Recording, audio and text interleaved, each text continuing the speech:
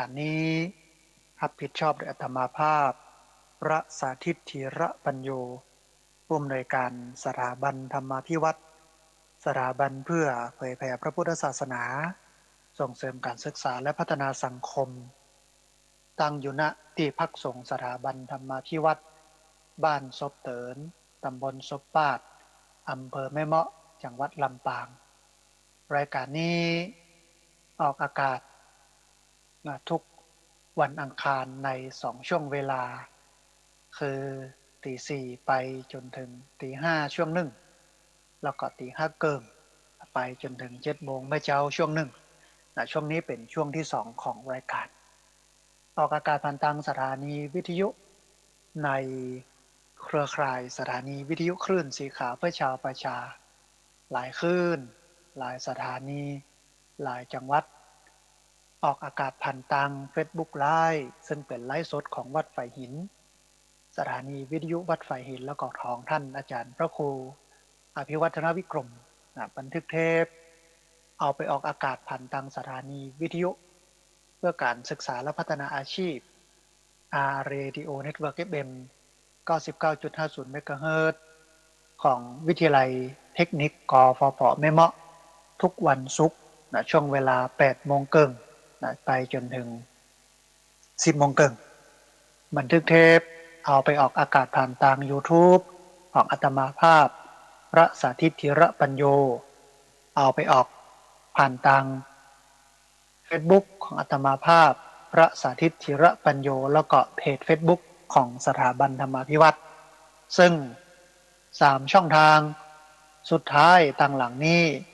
ท่านผู้ฟังสามารถไปติดตามรับฟังย้อนหลังไปก๊อปปี้ลิงก์ไปคัดลอกลิงก์ส่งแชร์เอาไปให้กับญาติธรรมทั้งหลายได้ยินได้ฟังกันได้แถมตัวแต่ว่าก่อนที่จะก๊อปปี้ลิงก์คัดลอกลิงก์ส่งแชร์ไปนั้นท่านผู้ฟังต้องไปกด Subscribe หรือว่ากดกระดิ่งของ YouTube ก่อนไปกดไลค์เพจสถาบันธรรมาภิวัตรเนี่ยก่อนแล้วก็ไปแอดเป็นเพื่อนใน Facebook ของอาตมาภาพพระสาธิตธีระปัญโยเฮียก่อนในช่วงแรกของรายการท่านผู้ฟังได้อยู่3-4เรื่องนะฮะเรื่องแรกก็รายงานสถานการณ์พายุลมของที่พักสงฆ์สถาบันธรรมาภิวัตรที่พัดผ่านกันไปตะคืนนึกว่าฝนจะตกก้านดีอกดีใจ กลายเป็นว่าลมมาเหี่ยจ้อยนะฮะอันที่หนึ่งนะฮะอันที่สองถึงเรื่องของการฉีดวัคซีนแล้วก็การป้องกันตัวเก่าไม่ว่าจะเป็นสวมหน้ากากอนามัยล้างมือด้วยเจลแอลกอฮอล์รวมไปจนถึงฉีดวัคซีนถ้าหากว่าท่านผู้ฟังทั้งหลายพร้อมนะฮะเพราะว่าในช่วงหลังๆเนี้ยผู้ที่เสียชีวิตตะวันนี้ก็88รายร้อยละ 90%มาจากผู้สูงวัย60อัพขึ้นไปทั้งนั้นอายุนะฮะแล้วก็เป็นผู้ที่มีโรคประจำตัวเรื้อรังเพราะฉะนั้นท่านผู้ฟังท่านใดพร้อมที่จะไปฉีดวัคซีนก็เจริญพรไปฉีดวัคซีนเพราะว่าในช่วงของสงกรานต์หรือปีใหม่เมืองของเขาเนี้ยมันจะพีคหรือว่าขึ้นสูงนะท่านผู้ฟังสำหรับผู้ที่จะติดและผู้ที่จะเสียชีวิตเพราะว่าลูกหลานต่างเต้าไผ่ที่ไหนตั้งใดมาแวะมาแหวงมาแอวมาหาไปมาสัตว์น้ำหดน้ำมาดำหัวอย่างเนี้ยไปวันพระวันศีลไปตานขันข้าววันพญาวันอย่างนี้นะคนก็จะนัดจะหลายนะฮะเพราะฉะนั้นท่านผู้ฟังป้องกันตัวเก่าด้วยการฉีดวัคซีนเนี่ยก่อนการฉีดวัคซีนนั้นมันไม่ได้เป็นการยุดยั้งบางโรคมันมาติดเอาแต่ว่ามันเป็นการป้องกันรวมไปจนถึงการที่มันจะเกิดความรุนแรงขึ้นกับโรคเวลาเขาติดโรคแล้วก็จะเกิดความรุนแรงมันก็จะกันบางไปลงปอดบางเกิดอาการรุนแรงลดความรุนแรงของอากาศลงมันดีนะฮะอาตมาภาพก็ฉีดไปละ2 เข็มเดี๋ยวเดือนพฤษภานะก็จะ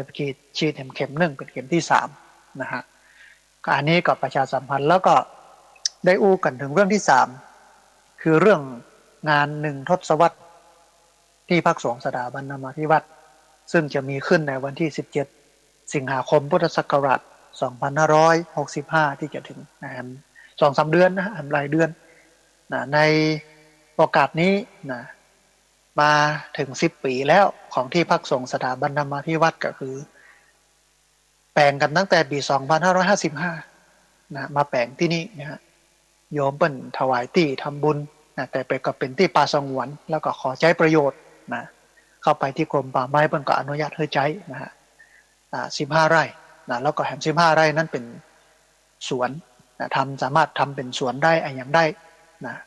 แต่ว่าบ่สามารถที่จะไปสร้างไปแปลงอะไรอย่างได้นะก็เลยเมื่อถึงครบรอบ10 ปีที่พักสงฆ์สถาบันธรรมาภิวัตรเนี่ยอันแรกนะก็จะทำบุญอุทิศส่วนบุญส่วนกุศลนะครับเจ้าของที่เดิมนะเจ้าที่เจ้าตางอะไรอย่างตั้งใดที่ไหนนะญาติโกโหติกาของญาติโยมนะผู้ที่ได้ล่วงลับดับขันไปแล้วเนี่ยก็มาร่วมทำบุญกัน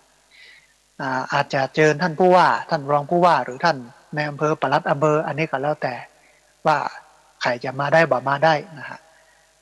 จุดเทียนธูปบูชาพระรัตนตรัยไหว้พระรับศีลแล้วก็พระสงฆ์จำนวน9 รูปมาเจริญพระพุทธมนต์นะแล้วก็มีการถวายไทยธรรมนะในที่นี้เนี่ยจะมีไทยธรรม10 ชุดนะฮะแล้วก็พระสงฆ์9 รูปแล้วก็ปูจารหนึ่งท่านนะรวมเป็น10นะไทยธรรมเนี่ยก็จะจัดชุดละ500 บาทเอาไว้ถวายเพื่อกับพระสงฆ์แล้วก็ไทยปัจจัยที่ถวายเนี่ยก็จะถวายรูปละ2,000นะเพราะฉะนั้นตัดนี้เนี่ยก็เรียนเชิญเจริญพรท่านผู้ฟังนำมาจองเป็นเจ้าภาพนะบอกว่าจะเป็นไทยธรรมชุดละ500จำนวน10 ชุดแล้วก็มาถวายปัจจัยพระสงฆ์รูปละ 1,000 บาทเนี่ยนะรูปละ 2,000 บาทเนี่ยจำนวน9 รูปนะแล้วก็มัคคณายก1นะก็รวมเป็น10นะฮะก็อย่างละ10นะฮะไทยธรรม10 นึงแล้วก็พระสงฆ์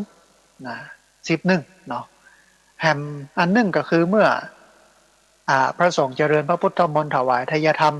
เรียบร้อยแล้วนั่งสมาธิเรียบร้อยหยาดน้ำแผ่เมตตาลาภะแล้วก็จะปาท่านผู้ฟังที่มาร่วมงานวันนั้นบอกว่าจะนักจะน้อยแค่ไหนอย่างใดนะฮะก็เอิญเชิญชวนไปเรื่อยๆ20 คนแต่ว่ากันนักกว่า50-60นะเพราะว่ามีนักเรียนโรงเรียนผู้สูงอายุมาตัวประมาณสัก30-40 คน50 คน60 คนก็น่าจะบ่เกิน100หรือนักกว่านั้นก็ซ้ำดีนะไปปลูกเก้าไม้ทำบูฟังที่ศูนย์เรียนรู้ธรรมวิถีสถาบันธรรมาภิวัตรก็คือตั้งหลังวัดตอนนี้ปรับตีเรียบร้อยแล้วนะฮะใส่หัวลวดหนามเรียบร้อยนะวันก่อนท่านพระอาจารย์มหาสมชาติมาแอลเพื่อนก็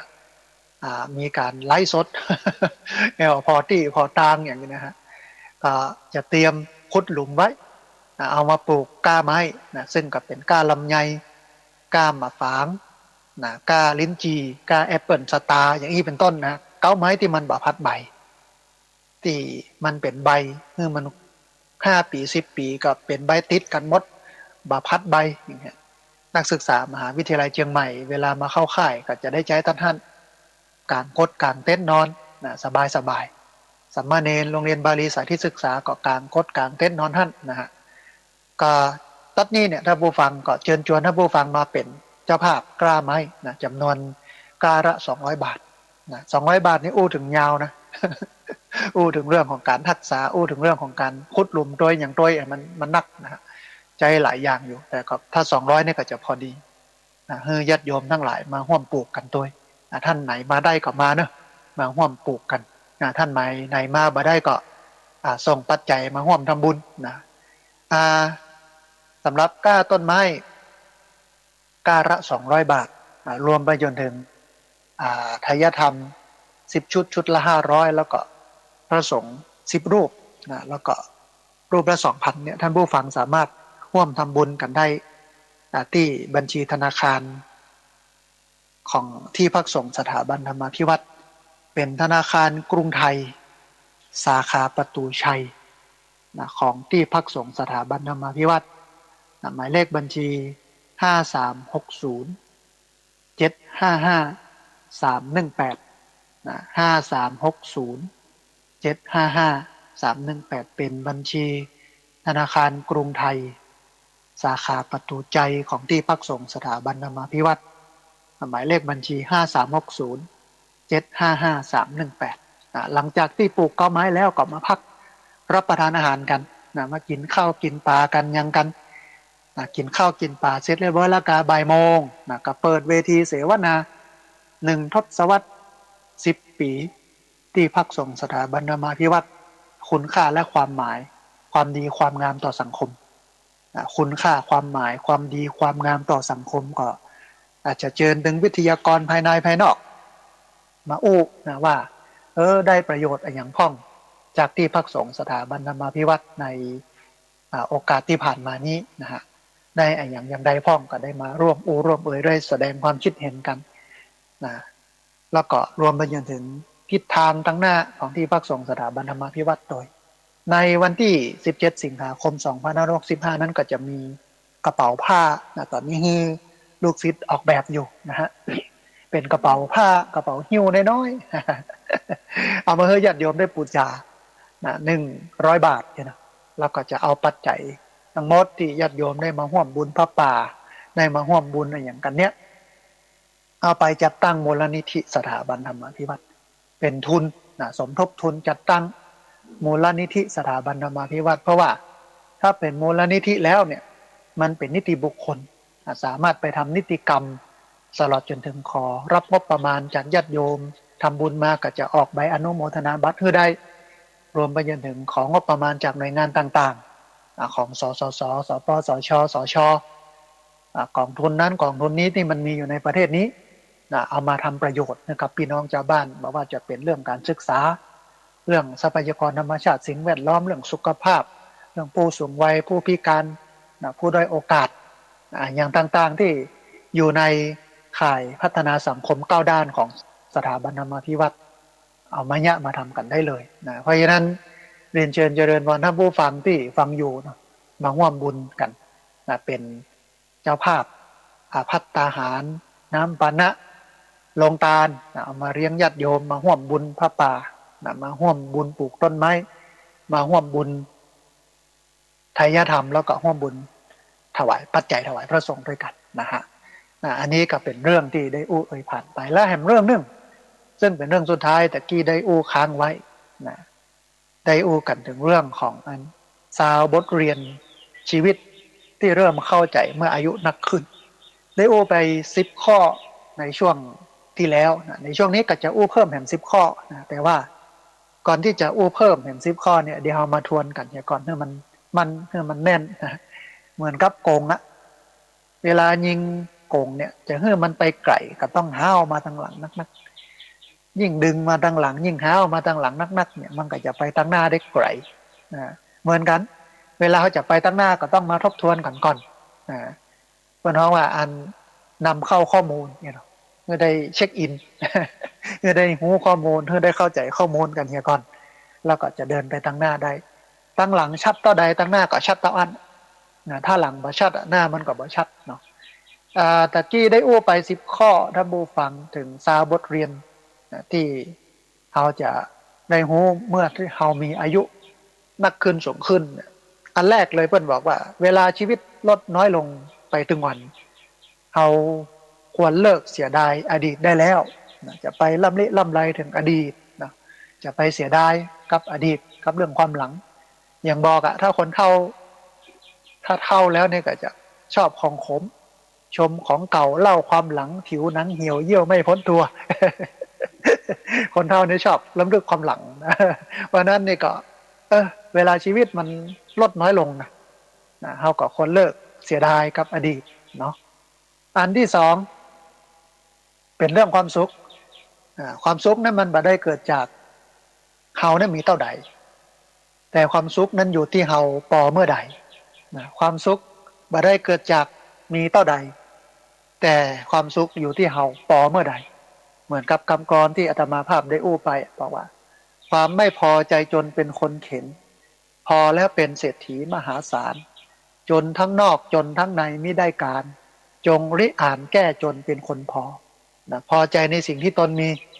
ยินดีในสิ่งที่ตนได้นะก็ทำให้ชีวิตเรานั้นมีความสุขนักขึ้น เกี่ยวกับการพอทำบ่ปอบ่ได้มันก็บ่รวยสักเตื้อถ้าปอบ่ได้มันก็สบายมันก็สุขใจนะแต่บ่ได้หมายความว่าจะหยุดคนควาย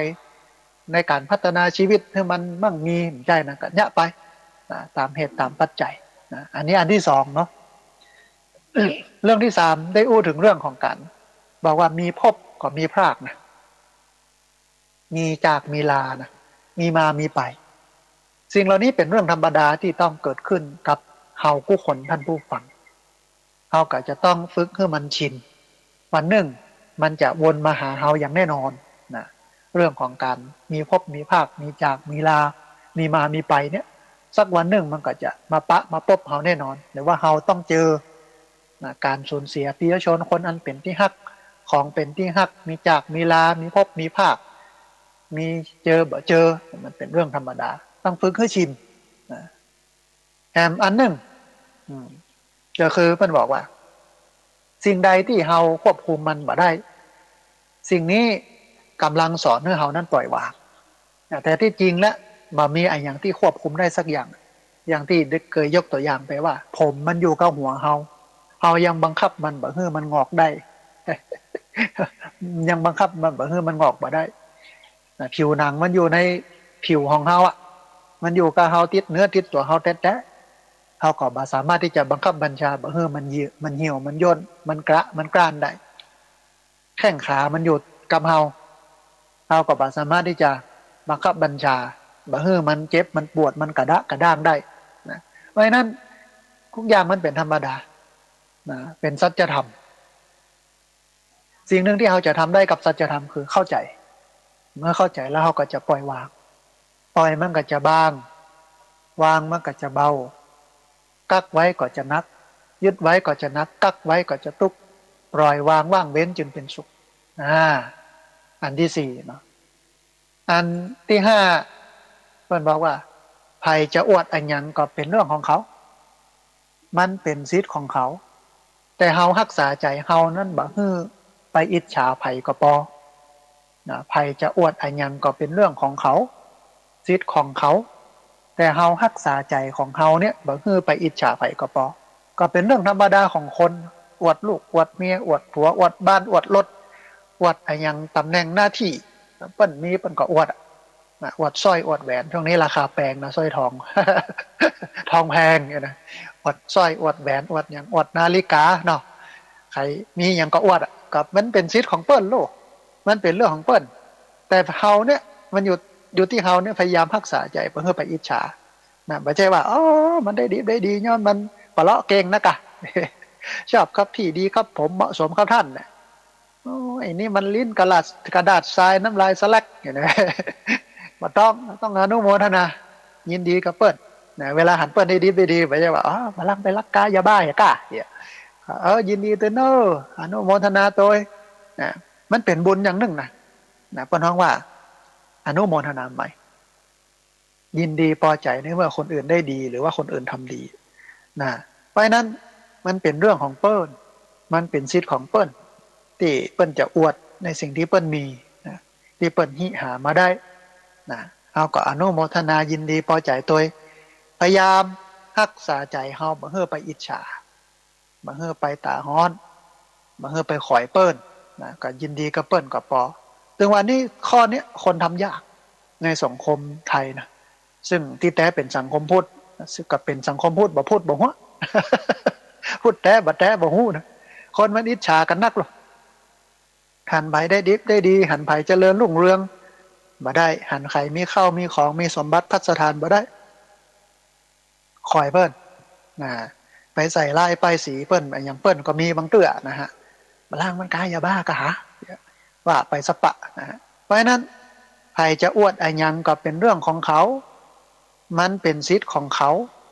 แต่เฮาเนี่ยต้องรักษาใจของเฮานี่บ่ฮื้อไปอิจฉาไผก็พอนะอันนี้อันที่5นะอันที่6นะ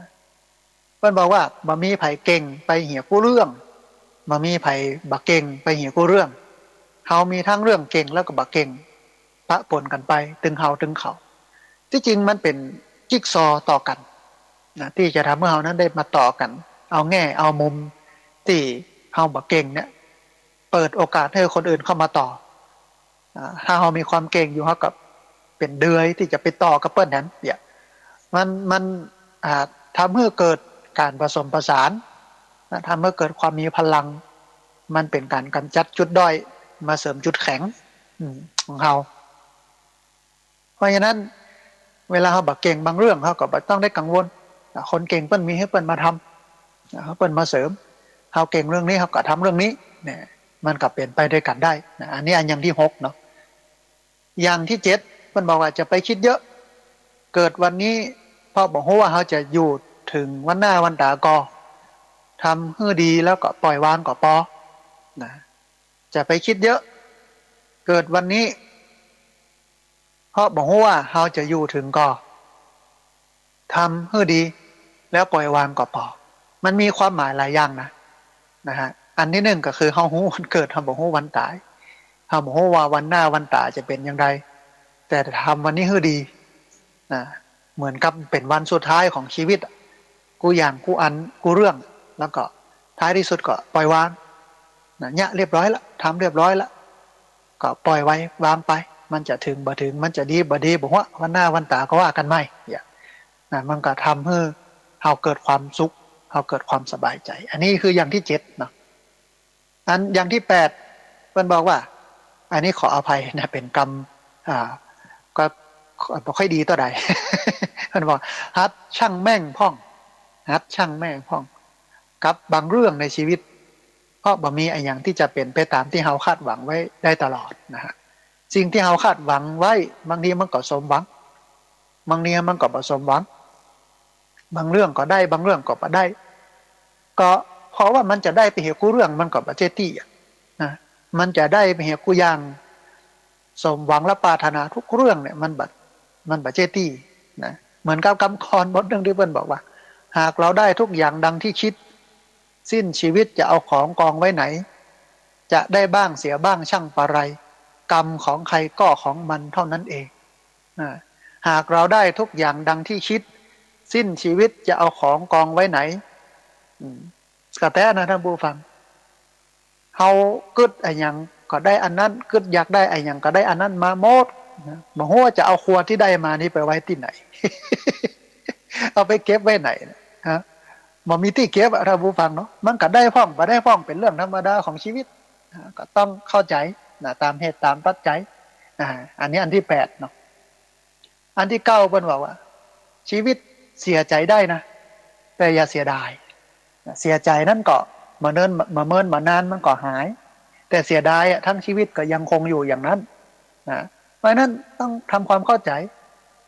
ที่เป็นไปได้คือบ่ต้องเสียใจแล้วก็บ่ต้องเสียดายเป็นธรรมดามันวิตไปมันพลาดไปมันบ่ได้ก็ปล่อยมันไปเป็นธรรมดาก็เสาะหาใหม่เอาแต่ใหม่ตั้งต้นใหม่บ่ควรที่จะเอาอดีตมาเป็นหอกเป็นดาบมาทิ่มมาแทงมาปาดให้เฮาได้เจ็บนะฮะเพราะฉะนั้นก็ปล่อยไปจะไปเสียใจแล้วก็จะไปเสียดายอันสุดท้ายแปลว่าบ่อยากเสียดายชีวิตก็คือชัดเจนกับตัวเก่าคือชัดเจนกับตัวเก่าได้แล้วเจ็บก็ชัดเจนบ่เจ็บก็ชัดเจนมันยังดีกว่าชีวิตที่มันคาราคาซังมันยังดีกว่าชีวิตที่คาราคาซังชีวิตที่คาราคาซังนี่มันไปทางหน้านะมันก็ตกหลุมอยู่หั่นหลุมเดิมมาเพ่นไปทางหน้าก็ต้องชัดเจน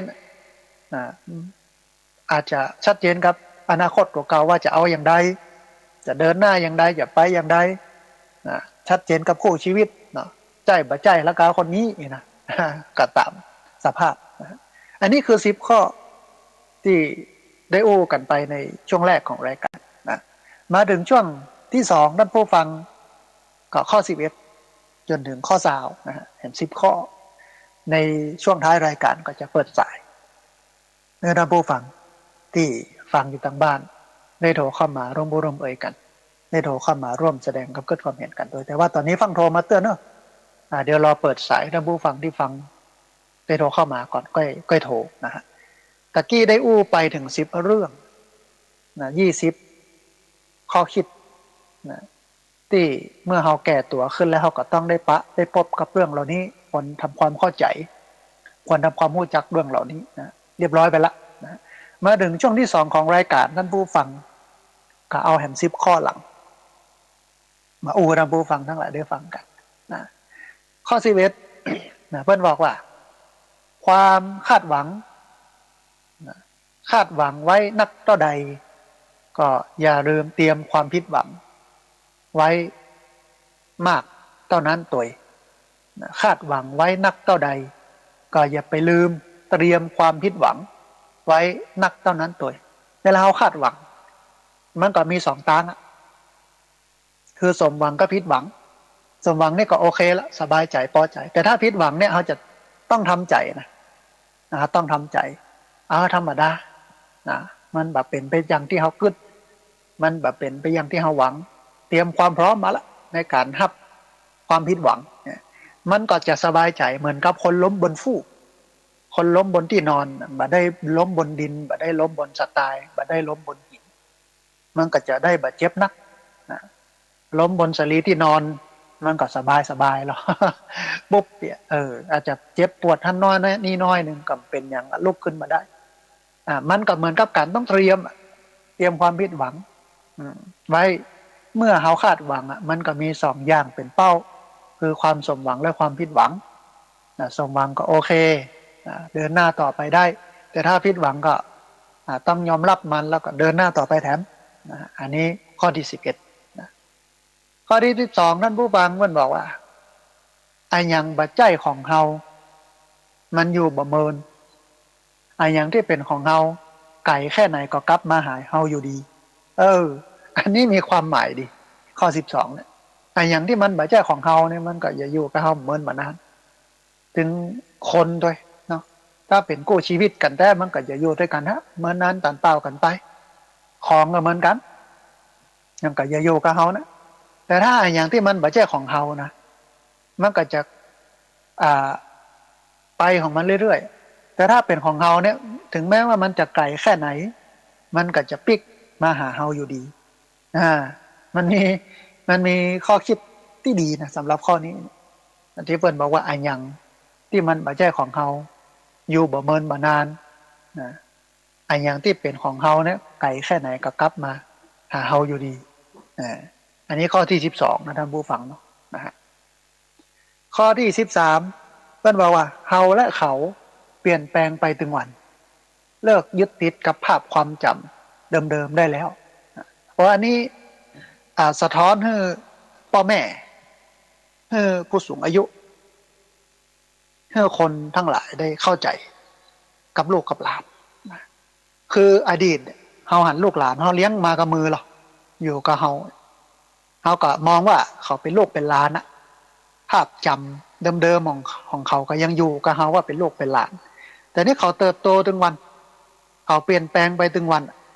นะเฮาจะไปยึดติดภาพเดิมๆเก่าๆเหมือนที่เขาเป็นละอ่อนมันได้ละยิ่งละอ่อนณวันนี้แสดงความเป็นตัวตนของเขาชัดเจนในหลายๆเรื่องนะที่ทำให้เขาได้หันเพียงแต่ว่าเขาก็เข้าใจเขาแล้วก็มองภาพใหม่ไม่ได้มองภาพเดิมมองภาพณปัจจุบันนี้ของเขาก็จะเข้าใจเขานักขึ้นแต่ว่าวันซืนนี้ท่านรองศาสตราจารย์ดร.วิโรจน์อินทนนท์พร้อมกับภรรยาเปิ้นมาแอวหาเปิ้นมากราบนมัสการนะหันใน Facebook เปิ้นแต่ว่าวันซืนก็ส่งลูกไปทำงานตั้งใต้ตั้งอย่างพวกนี้นะเปิ้นก็บอกว่ากระเตรียมภรรยาเปิ้นก็บอกกระเตรียมแผนเตรียมอะไรอย่างไว้ให้มันอยู่กับบ้านนะมีการมีงานมีอะไรอย่างจัดดีที่บ้านเนี้ยมันบ่อยู่มันบ่อยู่มันไปแล้วอาตมาภาพก็บอกว่าธรรมดาคนเฮาโดยเฉพาะวัยรุ่นสมัยนี้นะมันมีช่องทางหาเงินมีช่องทางอะไรอย่างนักหนาจารีนะเปิ้นก็จบเทคนิคการแพทย์นะฮะเทคนิคการแพทย์ของมชเนาะเทคนิคการแพทย์มชมันธรรมดาของเปิ้นเพราะฉะนั้นก็จะไปยึดติดกับภาพความทรงจำเก่าๆเดิมๆที่เขาเป็นอยู่เพราะมันเปลี่ยนแปลงถึงวันบอกว่าแต่เขานะเฮาเองก็เปลี่ยนเนาะเฮาเมื่อ10 ปีที่แล้วกับเฮาเมื่อ10 ปีนี่เนี่ยผู้ในเชิงกายภาพก็เปลี่ยนนะอาตมาภาพนี่ แต่หมายตะก่อนหนุ่มๆไปอบรมเป็นนักบรรยายเนาะเป็นวิทยากรนักเรียนนักศึกษา อาจารย์นะไปทั่วประเทศเนาะพดไปแถวสุรินทร์พดไปแถวอีสานนะไป100 101ไปนะบุรีรัมย์อย่างทางพุทธใต้ก็ไปสงขลานครนะเหนือก็อยู่เชียงใหม่แปร่น่านพะเยาเชียงรายแม่ฮ่องสอนนะภาคกลางก็อยู่อยุธยากรุงเทพปทุมไปหมดอ่ะหนุ่มๆนะสมัยเป็นหนุ่มๆแต่ว่าเดี๋ยวนี้อิดแล้ว อิดแล้วจะไปแย่งอย่างแตะกอนนั้นมันไม่ได้แต่ก่อนนี่เป็นวิทยากรเดียวนะแล้วก็สามารถทำเป็นพิธีกรได้โดยครอบครันได้หมดนะละอ่อนมาเป็นร้อยเป็นพันควบคุมได้หมดจัดกระบวนการอย่างเฮ้ออยู่ตามระบบระเบียบเองนะมาเดี๋ยวนี้เนี่ยถ้าอย่าบอกลุกละ เท่าแล้ว40แล้วอย่างเงี้ยมันก็อ่าเปลี่ยนแปลงตึงวันตึงเฮาตึงเขาเพราะนั้นก็เลิกยึดติดกับความทรงจำเดิมๆนะก็เฮียนหูนะปัจจุบันหูว่าเฮาเป็นอันอย่างเฮาเนี่ยอย่างได้เฮาเนี่ยอย่างบ่ได้เขาเนี่ยอย่างได้เนี่ยอย่างบ่ได้นะทำอันอย่างได้เป็นอันอย่างได้นะเฮาก็จะเข้าใจกันนักขึ้นนะฮะอันนี้ข้อที่13นะข้อที่14เพิ่นบอกว่าอย่าเก็บความรู้สึกแย่ๆไว้เพียงคนเดียวหัดระบายมันออกมาพ่องบางครั้งบางที ความรู้สึกแย่ๆถ้ามันทับถมกันนักเข้าเนี่ยมันเหมือนกับน้ำร้อนที่มันปุออกแล้วก็ปิดฝาไว้มันเปิดมันก็ระเบิดตึ้งเนี่ยเนาะ มันก็ระเบิดออกมานะเพราะนั้นจะไปรอให้มันระเบิดนะตามบูฟังต้องบอยภาษาลำปางมันน้องว่าบอยถือต้องระบายมันออกมาเล่าให้คนที่เฮาสนิทคนที่เข้าใจเฮาให้ฟังนะเรื่องอะไรอย่างที่มันเป็นปัญหางุดหงิดใจอะไรอย่างต่างๆระบายออกมาจะไปให้มันระเบิดนะฮะเพราะฉะนั้นอย่าเก็บความรู้สึกแย่ๆไว้เพียงคนเดียวทัดระบายมันออกมาพ่องแต่ว่าในรายการวิทยุเนี่ยท่านผู้ฟังตอนโทรเข้ามานะจะไประบายกันตอนนี้ตัว หลังจากรายการเรียบร้อยจบยังโมดอีนะประมาณสัก10 โมงเนี่ยถ้าเป็นอาตมาภาพเนี่ยก็โทรเข้ามาระบายได้เลยได้โอ้ได้เอ่ยกันมีหลายคนส่งในแชทมาระบายเรื่องนั้นระบายเรื่องนี้อาตมาภาพก็แนะนำไปได้ผลพ่องบ่ได้ผลพ่องสบายใจพ่องสบายใจพ่องมันก็ตามเหตุตามปัจจัยอันนั้นก็เป็นช่องทางหนึ่งที่จะทำให้เฮานั้นบัดถึงจุดระเบิดบัดถึงจุดแตกคักทำให้เป็นโรคซึมเศร้าโรคหวาดระแวงโรคจิตโรคอะไรอย่างกันไปก็ต้องมาพอคอยกันอย่างเงี้ยนะฮะเพราะฉะนั้นอย่าเก็บความรู้สึกแย่ๆไว้เพียงคนเดียวนะฮัดระบายมันออกมาพ่องนะฮะอันนี้14อันนี้15ท่านผู้ฟังมันบอกว่าวันไหนที่เฮาได้ดีอย่าไปดูถูกใคร เพราะบอกว่าวันไหนเขาจะล้มเหมือนเปิ้ลนะวันไหนได้ดีมั่งคั่งมันคงยั่งยืนหรือยืมกำนายกรัฐมนตรีมาอู้สักหน่อย มันมั่งคั่งมั่นคงยั่งยืนเขาได้เป็นชิ้นเป็นอันเป็นยะเป็นอย่างละเขาก็จะไปดูถูกคนอื่นนะจะไปดูถูกเปิ้ลนะว่ามาเน็ตเหมือนข้านะข้านี่ไปตั้งหน้าเนี่ยสูอยู่ตั้งหลังเนี่ยนะข้านี่สูงนี่ต่ำเพราะว่าเขาบอกว่าวันตั้งหน้าเขาก็จะล้มถ้าล้มลงมาแล้วเนี่ยคนที่เขาไปดูถูกเปิ้ลก็จะมาเหยียบมาย่ำถึงแม้จะมาเหยียบมาย่ำก็จะมาให้ความช่วยเหลือนะเพราะฉะนั้นวันไหนที่เขาได้ดีอย่าไปดูถูกไผ่นะเพราะว่าบอกว่าวันไหนเขาจะล้มเหมือนเขาพ่องนะเวลาเขาล้มมาแล้วเนี่ยที่จริงคนจะคอยซ้ำมันนี้ไปแล้วคนที่จะมาคอยพยุงมันมีน้อยนะเวลาเขาล้มเขาเจ็บเนี่ยบางคนนี่ล้มก็ล้มไปเลยคือการงานล้มชีวิตก็ล้มไปเลยนะฆ่าตัวตายสลายชีวิตไปเลยก็มีนะแต่ที่จริงถ้าล้มกับงานเนี่ยมันลุกได้หรอมันสามารถลุกได้เอาละนั่งปัดฝุ่นอย่างเหี่ยสักน้อยก็ลุกขึ้นมาเดินใหม่เหมือนที่บอกล้มแล้วลุกขึ้นมาต้องต่อสู้ให้มันรู้ว่าจะแพ้อีกแค่ไหนล้มแล้วลุกตื่นตัวด้วยหัวใจเริ่มต้นใหม่ต่อไปอย่าได้กลัวนะเพราะฉะนั้นวันไหนที่เฮาได้ดี ก็อย่าไปดูถูกไผเพราะบอกว่าวันไหนเราจะล้มเหมือนเปิ้นพ้องนะอันนี้อันที่15นะฮะอันที่16เปิ้นบอกว่าความผิดหวังถ้าบ่ทำให้เราตายมองเมื่อดีมันก็ทำให้เราโตขึ้นเออท่านผู้ฟังความผิดหวังถ้าบ่เนี่ยให้เราตายถ้ามองเมื่อดีมันก็ทำให้เราโตขึ้นก็เติบโตจากประสบการณ์เติบโตจากความผิดพลาดเติบโตจากความเจ็บปวดเอาความเจ็บปวดนั่นมาเป็นก้อนหินนะก่อแล้วเอาไว้เหยียบให้เราเติบโตเจริญขึ้นไปต่างหน้าอย่าเอาความผิดหวังนั่นมาทำร้ายตัวเองต้องมองในแง่ดีเนาะที่จริงทุกอย่างมันมีดีมีเสียอยู่ในตัวเองแต่ถ้าเรามองในแง่มุมที่มันถูกต้องเนี่ยมันก็จะพัฒนาไปทางหน้าได้นะก็คือมองในแง่ดีมีดีมีเสียเขาก็มองดีนะฮะการที่เราผิดหวังมันก็เหมือนอย่างเราตายเนาะมองเงื่อดีเราก็เอาละหูละเข้าใจแล้วว่ามันเป็นอย่างนี้นะเมื่อหูเมื่อเข้าใจแล้วเขาก็จะเติบโตเติบโตจากประสบการณ์เจริญก้าวหน้าต่อไปแถมนะแถมอันหนึ่งอันที่17ท่านผู้ฟังมันบอกว่าอย่าพยายามอยากรู้อนาคตเลยสังเกตตัวเองง่ายๆอดีตกำหนดปัจจุบันปัจจุบันกำหนดอนาคตเรามันตึงแต่ท่านผู้ฟังอย่าพยายามอยากรู้อนาคตเลยสังเกตตัวเองง่ายๆก็คืออดีตที่เราทำมาเนี่ย ที่ผ่านมานี้มันกำหนดปัจจุบันของเรา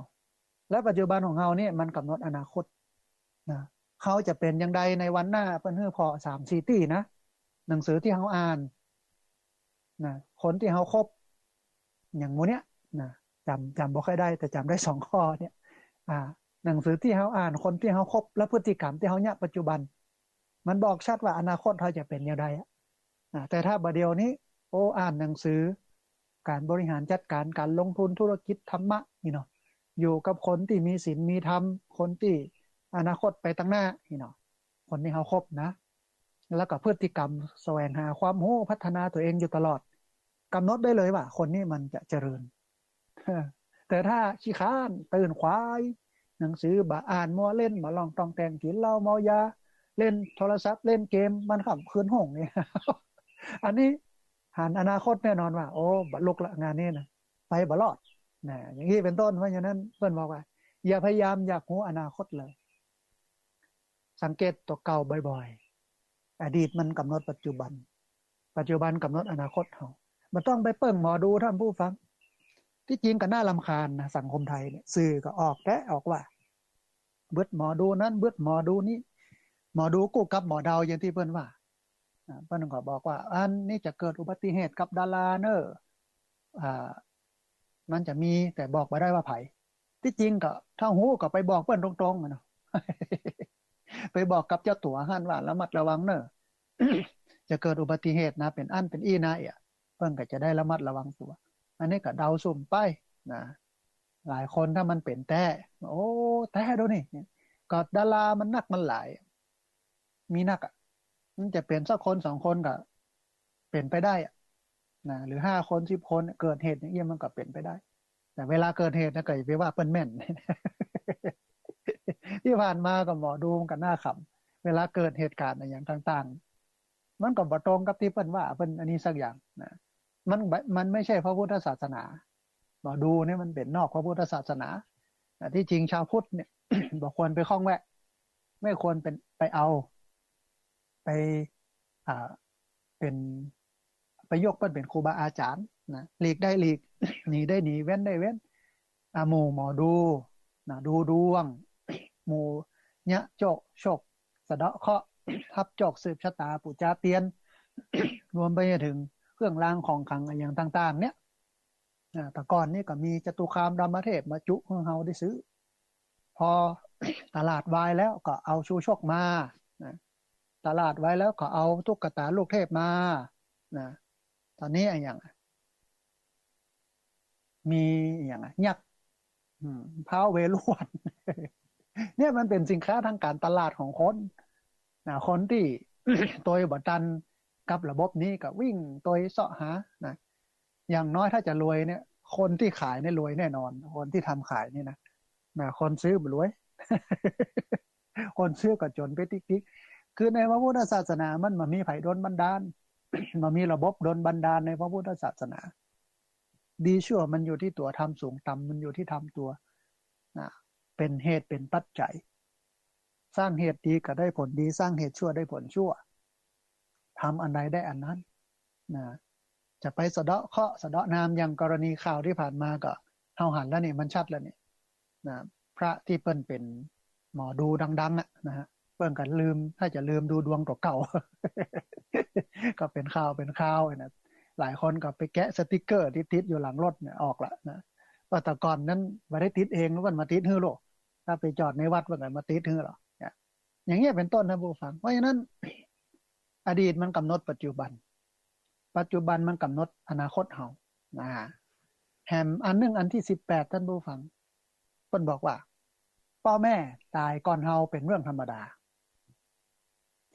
มั่นถามไทยเปิ้นพ้องเมื่อจากกันจะได้บ่ต้องมานั่งเสียดาย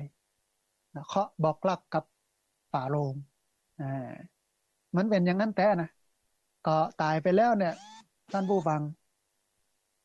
ใครกินอะไรยังก็เอาไข่ขันโตกใส่ขันข้าวไปวางไว้บนฝาล่องกูล่ะอันนี้ตับเนอะอันนี้ขาไก่เนอะย้ำเป็นนี่ตึงเมื่อได้กินสักอย่างอ่ะ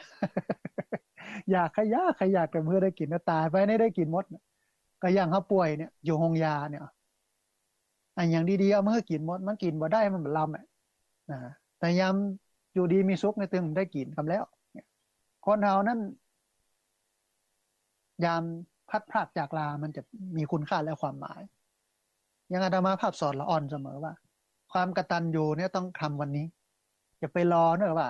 รอเรียนจบหนังสือก่อนรอได้ทำงานก่อนก็เลี้ยงเปิ้นเนี่ยนะแต่ถึงวันนั้นมาเปิ้นตายจากเฮาไปเหรอเฮาอย่าไปเลี้ยงไผอ่ะเฮาตายจากเปิ้นไปแล้วไผจะมาเลี้ยงอ่ะเพราะฉะนั้นปัจจุบันวันนี้นะทำได้ดีกับทำหน้าที่ตัวเองก็ดีที่สุดอ่ะหน้าที่ที่บ้านเป็นลูกดูแลความสะอาดปัดกวาดเช็ดถูเป่ากอยพ่อแม่ไปโรงเรียนก็เป็นนักเรียนนะทำหน้าที่ของตัวเก่าบอกรักดูแลกันใส่ใจกันเมื่อย้ำเป็นนี้นะเมื่อตายไปแล้วคุณค่าและความหมายมันก็จะบ่เกิดมันก็จะบ่มีนะมันก็จะบ่เกิดแล้วก็จะบ่มีเพราะฉะนั้นเพิ่นบอกว่าพ่อแม่ตายก่อนเฮาเป็นเรื่องธรรมดามันถามไทยห่วงใยเปิ้นพ้องเมื่อจากกันจะได้บ่ต้องมานั่งเสียดายเคาะบอกรักกันที่ฝาโรง เอาที่บัดตายแต่ที่ตายไปแล้วก็แล้วไปนะก็ทำบุญอุทิศไปเพื่อตามระบบนะฮะแต่ที่มีกันอยู่เนี่ยมีพ่อมีแม่อยู่เนี่ยก็ต้องพอกอยต้องดูแลกันซ้ำถ้าพ่อแม่เฒ่านะนอนติดเตียงป่วยเนี่ยมันเป็นโอกาสดีนาทีทองในการจะใช้หนี้เปิ้นน่ะนะเมื่อเฮายังเล็กยังน้อยเปิ้นก็ดูแลพ่อกอยเฮานะเจ็ดขี้เจ็ดเหนี่ยวเฮ้อดูแลอย่างเฮ้อป้อนข้าวป้อนน้ำถ้าเปิ้นป่วยติดเตียงลุกบ่ได้ดิ้นบ่ไหวเฮาก็เป็นโอกาสดีนาทีทองละเป็นบุญใหญ่บุญหลวงของลูกที่จะได้มาพอมากอยเปิ้นนะอันนี้เป็นต้นนะอันที่18นะ อันที่19เปิ้นบอกว่าชีวิตมามีปลายทางจงอยู่กับปัจจุบันอย่ากังวลปลายทางเพราะบางทีเนี่ยมันอาจมามีจริงคือเป้าหมายมีไว้จะถึงบ่ถึงบ่ฮะแต่เขาก็สร้างเหตุสร้างปัจจัยก็คืออยู่กับปัจจุบันเนี่ยอยู่กับการสร้างเหตุเพื่อไปถึงเป้าหมายเพื่อไปถึงวัตถุประสงค์แต่จะถึงบ่ถึงก็เรื่องหนึ่งก็ถือว่าเราได้ทำเต็มที่แล้วนะกับปัจจุบันนะเพราะฉะนั้นชีวิตไม่มีปลายทางจงอยู่กับปัจจุบันอย่ากังวลปลายทางเพราะบางทีมันอาจบ่มีจริงเนาะอันสุดท้ายท่านผู้ฟังเพิ่นบอกว่าเฮามาตัวเปล่าเนอะไปตัวเปล่าอย่าไปคาดหวังเยอะกับชีวิตสักวันเฮาก็ต้องตายการที่มีลมหายใจในตอนนี้และทำอย่างได้ในสิ่งดีๆย่อมดีที่สุดแล้วนะเฮามาตัวเปล่าไปตัวเปล่าอย่าไปคาดหวังเยอะกับชีวิตสักวันเราก็ต้องตายการที่มีลมหายใจในตอนนี้และทำอย่างได้ดีในตอนนี้ก็เป็นสิ่งที่ดีที่สุดแล้วนะฮะอาอารามาภาพได้ฟังท่านที่ โทรมานะในช่วงที่เปิดโอกาสที่เปิ้นโทรมาเนี่ยเปิ้นก็มาเล่าฟังว่าวันนี้ก็เป็นโอกาสดีของชีวิตอันหนึ่งที่ยังมีลมหายใจนะเกิดมามีลมหายใจก็แปลว่ายังบ่ตายเตื้อก็ทำวันนี้ให้ดีที่สุดเนี่ยมันก็เป็นข้อคิดที่ดีนะซาวข้อคิดท่านผู้ฟังเดี๋ยวเรามาทวนกันหน้อยหนึงนะว่ามีอะไรอย่างกันพ้องนะที่จากช่วงที่แล้วที่ได้โอไป10ข้อคิดแล้วก็มาอู้แห่งอันข้อคิดที่11ถึง20นะเพิ่นบอกว่า1 11เนาะอย่าคาดหวังไว้มากคาดหวังไว้มากเท่าใดก็อย่าลืมเตรียมความผิดหวังไว้นักเท่าอันนะอันที่12อันอย่างที่มันบ่ใช่ของเฮาอยู่เมินบ่นานนะอันอย่างที่เป็นของเฮาก็ไกลแค่ไหนเนี่ยมันก็จะปิกมาหาเฮาอยู่ดีนะฮะเฮาและเขาเปลี่ยนแปลงไปถึงวันเลิกยึดติดกับภาพความทรงจำเดิมๆได้แล้วอันนี้อันที่13อันที่14เพิ่นบอกว่าอย่าเก็บความรู้สึกแย่ๆไว้เพียงคนเดียวหัดระบายมันออกมาพ้องนะอย่าปล่อยให้มันระเบิดเนาะระบายพ้องอันที่15วันไหนที่เฮาได้ดีอย่าไปดูถูกไผนะพ่อบอกว่าวันไหนเขาจะล้มเหมือนกับเขาเนาะอันที่16บอกว่าความผิดหวังถ้าบ่ทำให้เฮาตายมองในแง่ดีมันก็ทำให้เฮานั้นเติบโตเนอะนะเติบโตจากประสบการณ์เติบโตจากความผิดพลาดนะอันที่17อย่าพยายามอยากรู้อนาคตเลยสังเกตตัวเองง่ายๆนะว่าอดีตนั้นมันกำหนดปัจจุบันปัจจุบันมันกำหนดอนาคตของเฮานะทำปัจจุบันนี่ให้ดีที่สุดก็พอนะฮะแถมอันนึงอันที่18มันบอกว่าพ่อแม่ตายก่อนเฮาเป็นเรื่องธรรมดามันถามไทยห่วงใยเปิ้นเมื่อจากกันจะได้บ่ต้องมานั่งเสียดายเคาะบอกรักกันที่ฝาโลงก็ดูแลกันเมื่อยังมีชีวิตอยู่เนี่ยใส่ใจกันเมื่อยังมีชีวิตอยู่เนี่ยถ้าตายไปแล้วมันก็มีอย่างละนะฮะอันที่19เพื่อนบอกว่าชีวิตบ่มีปลายทางจงอยู่กับปัจจุบันอย่ากังวลปลายทางเพราะบางทีมันอาจจะบ่มีจริงนะก็คืออยู่กับปัจจุบันนี่ดีที่สุดอันสุดท้ายบอกว่าเฮามาตัวเปล่าเนอะไปตัวเปล่าอย่าไปคาดหวังนักกับชีวิตสักวันเฮาก็ต้องตายการที่มีลมหายใจในตอนนี้และทำอะไรอย่างได้ในสิ่งดีๆย่อมดีที่สุดแล้วอันนี้เป็นซาวข้อท่านผู้ฟังที่เป็นบทเรียนชีวิตที่เริ่มเข้าใจเมื่อเฮาอายุนักขึ้นนะเฮาอายุนักขึ้นเฮาก็จะเข้าใจว่ามันเป็นอย่างนี้นะชีวิตแต่มันเป็นอย่างนี้นะเอามาฝากกันในช่วงที่1แล้วก็ในช่วงที่2ของรายการธรรมาภิวัตน์อันเป็นรายการวิทยุเพื่อการเผยแผ่พระพุทธศาสนาการศึกษาและพัฒนาสังคมซึ่งรับผิดชอบโดยอาตมาภาพพระสาธิตธีระปัญโยผู้อำนวยการสถาบันธรรมาภิวัตน์สถาบันเพื่อเผยแผ่พระพุทธศาสนาส่งเสริมการศึกษาและพัฒนาสังคมตั้งอยู่ณที่พักสงฆ์สถาบันธรรมาภิวัตน์บ้านศพเตินตำบลศพปาดอำเภอแม่เมาะจังหวัดลำปางรายการนี้ออกอากาศทุกวันอังคารใน2ช่วงเวลาคือตี 4ไปจนถึงตี 5ช่วงหนึ่งแล้วก็ตี5ครึ่งไปจนถึง7โมงเมื่อเจ้าช่วงหนึ่งออกอากาศผ่านทางสถานีวิทยุในเครือข่ายสถานีวิทยุคลื่นสีขาวเพื่อชาวประชาหลายคลื่นหลายสถานีหลายจังหวัดออกอากาศผ่านทาง Facebook Live ซึ่งเป็นไลฟ์สดของวัดฝ่ายหินสถานีวิทยุวัดฝ่ายหินแล้วก็ของท่านอาจารย์พระครูอภิวัฒนวิกรมแล้วก็บันทึกเทปเอาไปออกอากาศผ่านทางสถานีวิทยุเพื่อการศึกษาและพัฒนาอาชีพเรดิโอเน็ตเวิร์ก FM 99.50 เมกะเฮิรตซ์ของวิทยาลัยเทคนิคกฟผแม่เมาะทุกวันศุกร์ในช่วงเวลา 8 โมงจนถึง 10 โมงครึ่งบันทึกเทปเอาไปออกผ่านทาง YouTube ของอาตมาภาพพระสาธิตธีระปัญโยเอาไปออกผ่านทาง Facebook ของอาตมาภาพพระสาธิตธีระปัญโยแล้วก็เพจของสถาบันธรรมาภิวัตน์ซึ่ง3ช่องทางสุดท้ายต่างหลังนี้ ท่านผู้ฟังสามารถไปติดตามรับฟังย้อนหลังไปก๊อปปี้ลิงก์ไปคัดลอกลิงก์ส่งแชร์เอาไปให้กับญาติธรรมทั้งหลายได้ยินได้ฟังกันได้แถมตัวแต่ว่าก่อนที่จะไป ก๊อปปี้ลิงก์ไปคัดลอกลิงก์ต้องไปกดกระดิ่งหรือว่า Subscribe ของ YouTube อาตมาภาพพระสาธิตธีรปัญโยก่อนต้องไปกดไลค์ กดถูกใจเพจสถาบันนามาพิวัตรก่อนต้องไปแอดเป็นเพื่อนในเฟซของพระสาธิตธีรปัญโยก่อนเอาละท่านผู้ฟังในช่วงที่2ของรายการก็พอสมควรแก่เวลาตอนนี้ก็จะได้เวลาเปิดสายท่านผู้ฟังที่ฟังอยู่ทางบ้าน ได้โทรเข้ามาร่วมเอ่ยกันได้โทรเข้ามาร่วมแสดงความเห็นกันเรียนเชิญเจริญพรได้โทรเข้ามาที่เบอร์064 125 4122เบอร์064 125 4122เรียนเชิญเจริญพรโทรเข้ามาร่วมเอ่ยกันโทรเข้ามาร่วมแสดงความเห็นกันโทรเข้ามาให้กำลังใจโทรเข้ามาถามปัญหาโทรเข้ามาเช็คสัญญาณว่าชัดบ่ชัดอย่างใดเรียนเชิญเจริญพรได้เลยพอดีมีสายเข้ามาสายหนึ่งเดียวครับสายนี้ก่อนเปิ้นจะว่าจะได้พ้องเจริญพรบริษัทครับท่านอาจารย์สาธุโยมป้อเจริญพรครับ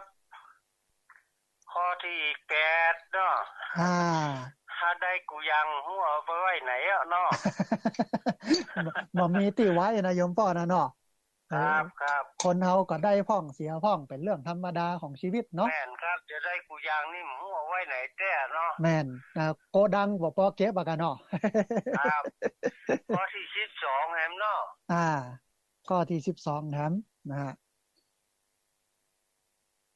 มันเป็นนั่นสิ่งที่เฮาควรทำความของเฮานี่อยู่ไหนมันก็ตึงเป็นอยู่ดีเนาะมันตึงปิกมาหาเฮาเนาะป้อเนาะครับถ้าบ่ใจมันก็คือบ่ใจครับถึงยานถ้าใจนะถึงอยู่ใกล้ก็ถึงไล่เนาะแม่นแต่ถ้าใจในอยู่ไกลมอกใดก็ตึงมาหาเนาะป้อเนาะแม่นครับสาธุอนุโมทนาบุญกับโยมป้อเด้อแล้วข้อสุดท้ายนี่มาตัวเปล่าต้องปิกตัวเปล่าเนาะแม่นละมาอย่างใดไปอย่างอั้นเนาะครับสาธุเนยโยมป้อเด้อไว้สาครับสาธุเจริญพรป้อบุญธรรมบ้านปงหนอง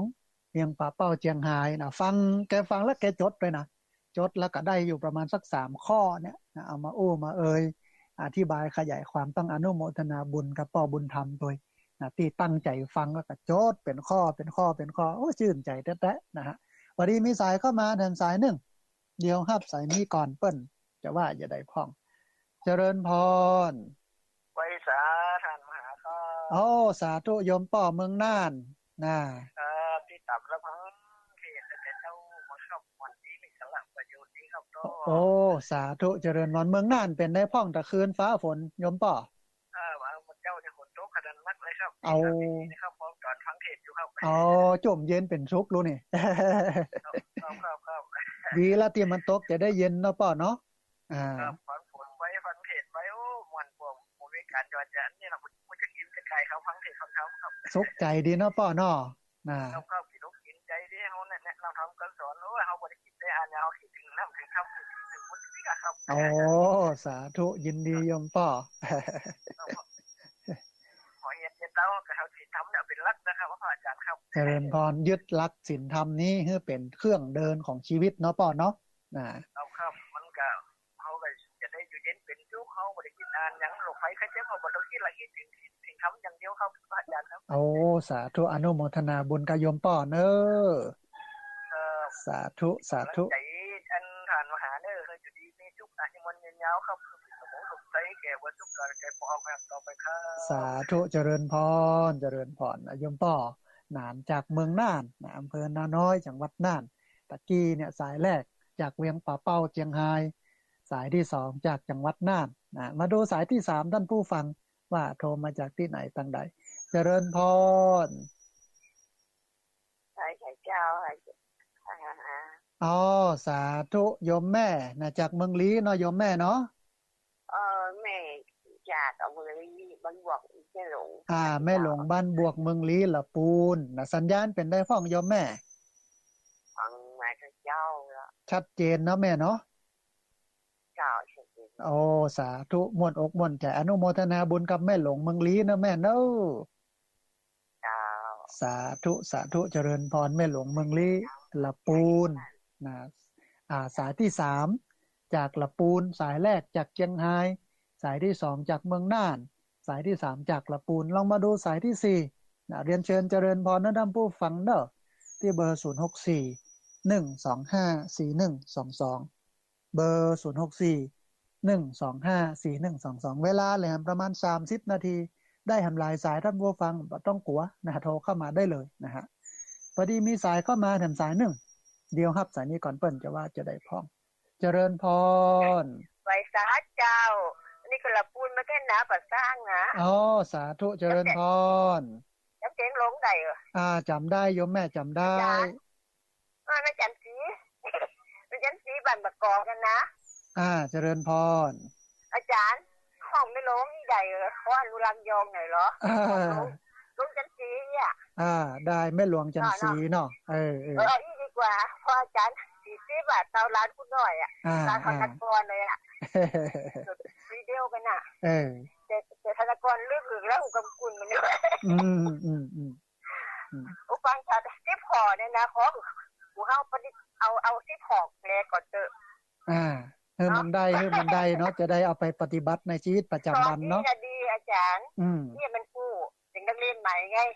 ถ้าจังคนถึงจะว่าดูๆกันเนาะเป็นเทธรรมเป็นบรรยายปุ่นเขาจะฮู้ถ้าทำมือมันเป็นบรรยายเขาก็บ่ฮู้ความหมายแม่นถูกต้องละอาจารย์นี่แหละแม่ชอบแม่แม่ดีใจที่สุดแหละจะเป็นว่าวันที่17 สิงหานั่นน่ะจะลงยิ้มหับปากกันน่ะที่ตอบในใส่ท้องก่อนแล้วพี่น้องคุยกันไปก็จะที่ตัวเป็นไปอยากให้ช่วยปลูกได้เลยโยมแม่มาเลยมาที่ตอบในใส่ท้องก่อนได้โยมแม่ได้มาร่วมบุญกันเด้อแม่อาจารย์เป็นเล่มลงผู้จักเป็นแล้วเนี่ยก็เดี๋ยววันที่17ได้มาปะกันจะปะกันได้ค่ะเดี๋ยวเฝ้าไว้ด้วยนะพุ่งอยู่ไปมื้อนี้มาปากเลยเนาะที่ถ้าปากว่าไปเดี๋ยวไปอยู่แว้มปางแฮ่จ้ะได้โยมแม่ได้เอาละสาธุนะโยมแม่เด้อสาธุเจริญพรโยมแม่โทรมาจากบ้านบ่อกอกที่ปากซางละปูนบอกว่าวันที่17นี้สิงหาคมนี้กำลังหาหมู่หาจมกันอยู่ก็เช็คว่าแม่สายทองเพิ่นจะไปก่อนะถ้าได้ไปก็ไปร่วมบุญกันนะฮะวันนี้มีสายก็มาแถมสายนึงเดี๋ยวรับสายนี้ก่อนเปิ้นจะว่าอย่าได้พ้องเจริญพรครับผมครูครับสาธุป้อพัดเจริญพรเป็นได้พ้องสัญญาณโยมป้อสัญญาณชัดเจนดีครับชัดเจนเนาะฟ้าฝนตังปูนเป็นได้พ้องโยมป้อเมืองลี้ผมมีฝนครับผมมีฝนก็ผมมีครับนะพอจะบอกอันทหารพี่น้องทั้งหลายทั้งหมดจะพิจารณาครับได้เลยโยมป้อได้เลยทหารนี่กับมวลน้ำกินเนาะกันโรคกันภัยเนาะครับเนาะถ้าควรเตรียมประกาศโจทย์ไว้เลยว่ามาเลยโยมป้อว่ามาเลยอันภาคนี้น้ำก็แห้งภาคนี้ตาแก่งกระโบกภาคนี้ยกพิษก็หายภาคนี้ยกบวกไฟก็แห้งภาคนี้ตักพูดตักปาดน้ำก็ขาดแห้งขืนทรายคายสุดท้ายเนี่ยตัวหาโต๊ะขย่อมคอมเคาะสวาหายนี่นะครับสาธุได้1คาถาแล้วเนาะกันโลกกันภัยตาก็ตาแดงตาฟองปูจะต้องย่ออย่างรักสายสวาหายตักเป่าผักแว่นมาแจ้น้ำเขาล้างหน้าตัวกินตัวล้างผักแว่นสะอาดดีครับเอามาแจ้น้ำเย็นเนี่ยเนาะผักหม้อค่ะนอนดีๆเขาแก้เอาน้ำผักแว่นช่วยหน้าตาสว่างสวย อ๋อน้ำมันโตผักแว่นเขาก็กลับลำเพลงได้จัดลำเหมือนกันนะ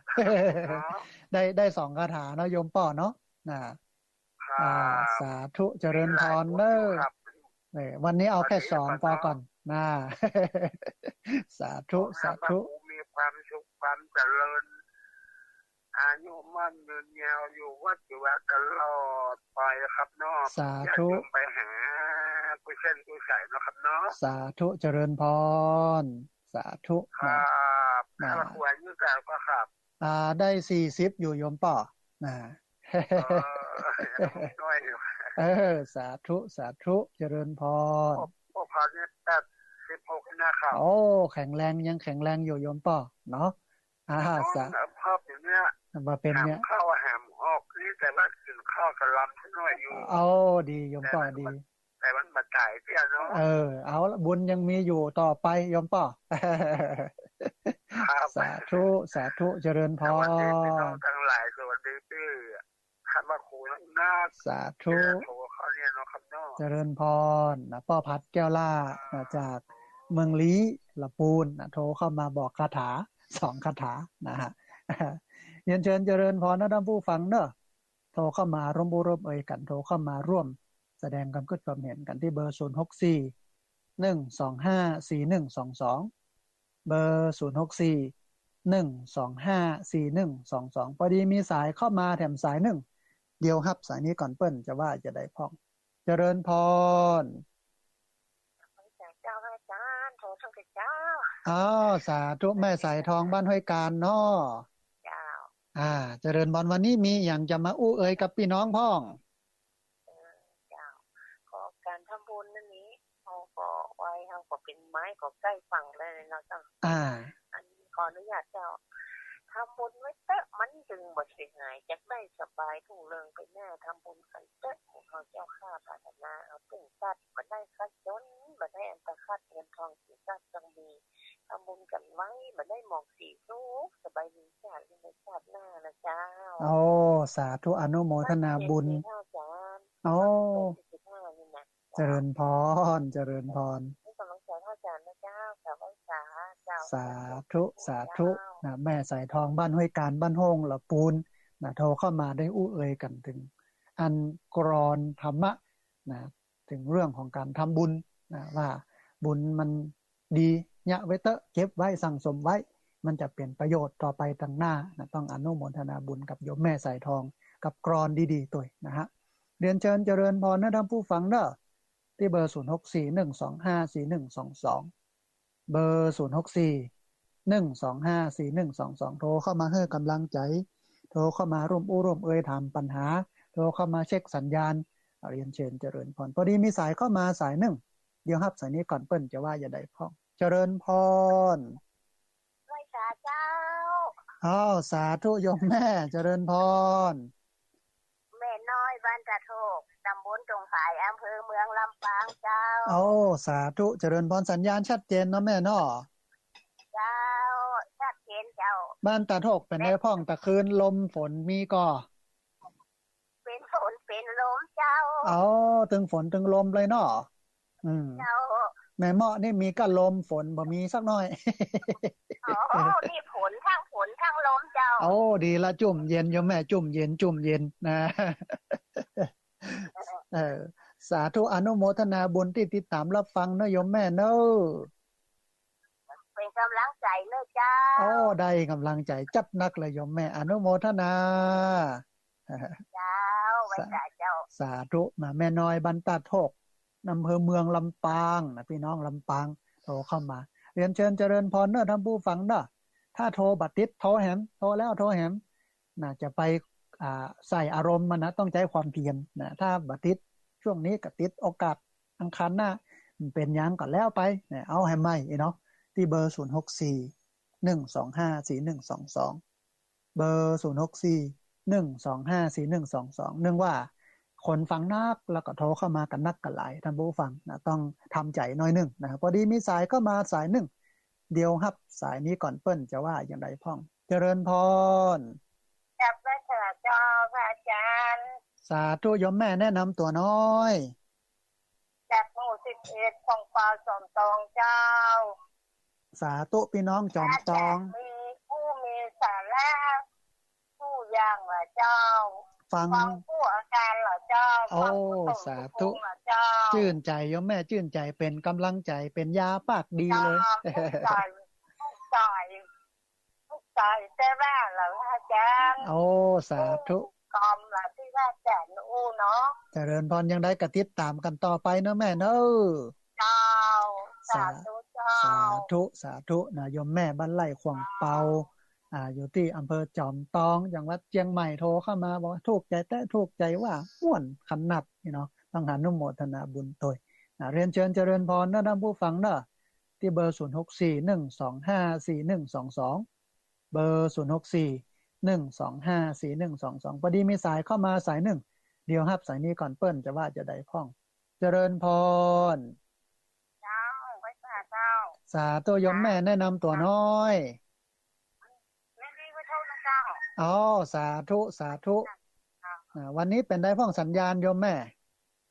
ชัดเจนดีเจ้าชัดเจนดีเนาะเนื้อหาสาระก็ชัดเจนดีเนาะฟังอาจารย์นี่ม่วนแท้ม่วนว่าเป็นความสุขทางใจเนาะแม่เนาะเมื่อใดมันบอกว่าอีนะอาจารย์โอ้สาธุติดตามลามตอยมาตลอดเลยเนาะแม่เนาะเจ้าฟังตลอดเจ้าโอ้สาธุยังได้กระติดตามกันต่อไปมาอู้นี่พ่วงคนย่างกันเจ้า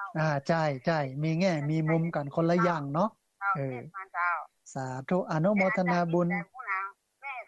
ปานี่ม่วงเชื่อแล้วก็อย่างเป็นกันเองน่ะผู้กันอย่างเคยกันที่ไหนจ๊ะสาธุยังได้กระติดตามรับฟังกันต่อไปเนาะแม่เนาะเจ้าเป็นที่ต้นอย่างดีนะเจ้าโอ้สาธุสาธุเจริญพรเจริญพรแม่โยมแม่ลิ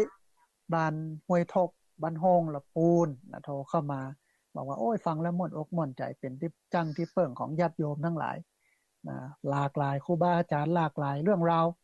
มีความรู้นักหลายต้องอนุโมทนาบุญด้วยนะฮะเรียนเชิญเจริญพรท่านผู้ฟังที่เบอร์0641254122พอดีมีสายเข้ามาแถมสายหนึ่งเดียวครับสายนี้ก่อนเปิ้นจะว่าจะได้พ้องเจริญพรเจ้าข้าพเจ้าท่านอาจารย์ในคำนวณจะสอนเมืองปานเด้ออ๋อสาธุเจริญพรมาแล้วพี่น้องเมืองปานสัญญาณเป็นได้พ้องโยมแม่ชัดเจนดีเจ้าสะคืนฟ้าฝนลมเป็นได้พ้องฮะแม่น้อยเนี่ยแต่มาล้มเก่าเจ้าเป็นบางปีแต่ตีอันตาถกอันตุ่งฝ่ายลมแห้งตึงฝนตึงลมแม่เมาะนี่มีก็ลมฝนบ่มีฝนบ่มีเองฝนบ่มีแต่มันเมืองปานน้อยๆเนาะเจ้ามีหมอกเปียกเนี่ยเจ้าหมอกสบายๆเนาะโยมแม่เนาะต้องอนุโมทนาบุญกับโยมแม่ที่ติดตามรับฟังกันมาตลอดเนาะมาติดตามมันได้อ่ะธรรมะมันเป็นที่จ้างที่เปิ่งมันก็มีเขามีธรรมะไว้ในใจมันก็มีก็ป้องกันตัวเขาจะไปจังไดจะย่ำยังมาตึ้งบักหัวมารับจะว่าจะรับจะตื่นจะได้เหมือนกับตึ้งนั่นแต่ธรรมะอย่างเดียวเนี่ยเจ้าเหมือนกับมีพระห้อยติดตัวไว้เนาะแม่เนาะเจ้าแม่เจ้าชื่นใจมันก็เปิดปกป้องขังษานี่เจ้าโอ้ยอดเยี่ยมต้องอนุโมทนาบุญกับแม่คำนวณเนาะเจ้ามันเดี๋ยวมันเป็นเจอีไปเห็นแล้วเนาะอยู่กับมันโยมแม่อยู่กับธรรมะเนี่ยดีที่สุดนะเจ้าดีที่สุดอย่างนี้เจ้าเขาอยู่กับพ่อกับแม่ยังเจ้านะพออยู่กับพ่อแม่เด็กเปิดกันมันเนี่ยกันลืมไม่สองเวลาเขาไปหันไปนี่ก็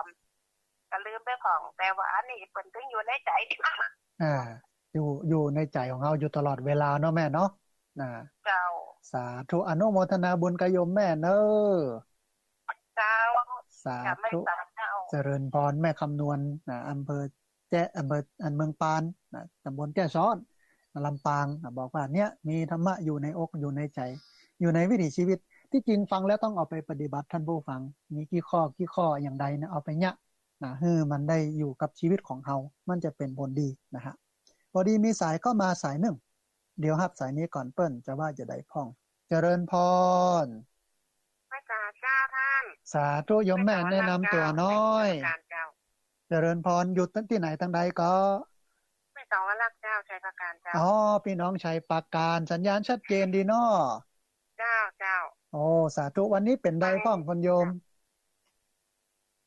ฟังตั้งแต่ท่านพระครูอภิวาทมาแล้วเจ้าตั้งแต่ตี3บุญแล้วเนาะเจ้าโอ้สาธุชื่นใจอนุโมทนาบุญคุณโยมเสาวลักษณ์นะติดตามรับฟังสาธุอนุโมทนาพี่น้องชัยปราการนะฟังตั้งแต่ตี3เลยทีเดียวคุณโยมเสาวลักษณ์นะต้องอนุโมทนาบุญตัวนะอันท่านใดจะมาร่วมบุญเนาะเป็นเจ้าภาพไทยธรรม10ชุด ชุดละ500เป็นเจ้าภาพปัจจัยถวายพระสงฆ์10รูปละ 2,000 แล้วก็เป็น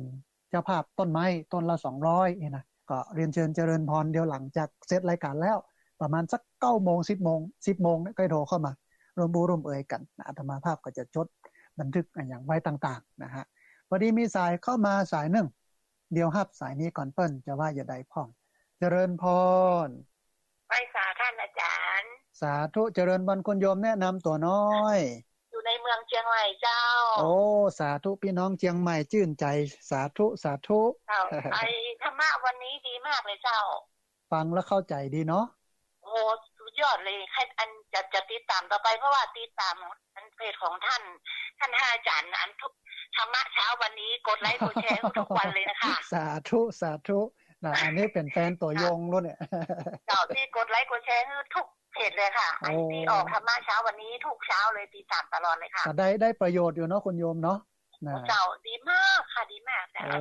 ที่เปิดมาทำบุญอย่างก็ขออนุโมทนาตัวนะเจ้าโอ้สาธุสาธุอนุโมทนากับคุณโยมวันนี้สุดยอดเลยนะข้อความถูกใจกู้ข้อเลยค่ะท่านโอ้สาธุเอาไว้ในใจแล้วเอาไปปฏิบัติเนอะคุณโยมเนอะนะยอดไอ้ที่ถูกใจที่สุดกับข้อสุดท้ายนั่นเนาะมาอย่างใดก็ไปอย่างนั้นแม่นละมาอย่างใดไปอย่างนั้นแล้วข้อที่ถูกใจที่2คือว่าถึงจะไกลแค่ไหนถ้าเป็นของเราถึงเป็นของเราเนาะท่านว่าไหนถ้ามันใจก็ตึงใจถ้ามันบ่ใจก็ตึงบ่ใจ